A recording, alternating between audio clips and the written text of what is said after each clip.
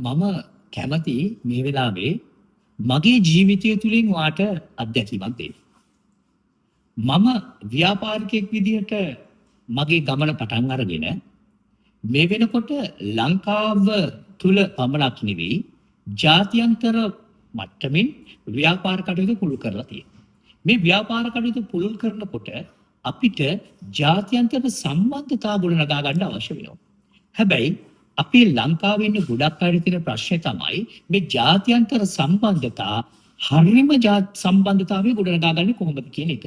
ගොඩක් අය අපි හිතමුකෝ අපනයන ශේෂ්ත්‍රයේ ඉන්න කෙනෙක් කියලා.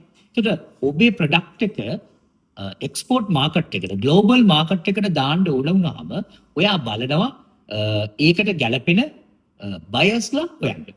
හැබැයි අපිට විශ්වාසය ගොඩනගා ගන්නට බෑ ඒ අපිට ලැබෙන බයර්ස්ලා ඒගොල්ලෝ අපිත් එක්ක මූල්‍යමය වශයෙන් දිගුකාලීනව යනකොට අපිට ඒගොල්ලන්ව විශ්වාස කරන්න පුළුවන් කියන කාරණාව.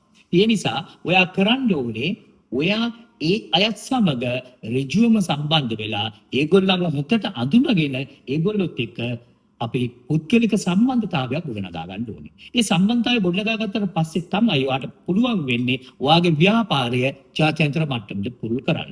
ඒ නිසා අපි ඉදිරියේදී බලාපොරොත්තු වෙනවා ඒ වෙනුවෙන් ලංකාවේ විශාල වශයෙන් ජාත්‍යන්තර සම්බන්ධතා ගොඩනගා ගන්න පුළුවන් ප්ලැට්ෆෝම් එකක් නිර්මාණය කරන්න. ඒ නිසා ඒ තොරතුරු මම ඉදිරියේදී කියන්නම්. මෙන්න මේක මගේ අත්දැකීමක් මම ලැබපු අත්දැකීමේ ප්‍රතිඵලයක් ඇටියට තමයි ඒක අපි ඕගොල්ලන්ට දෙන්න තීරණය කරලා තියෙන්නේ.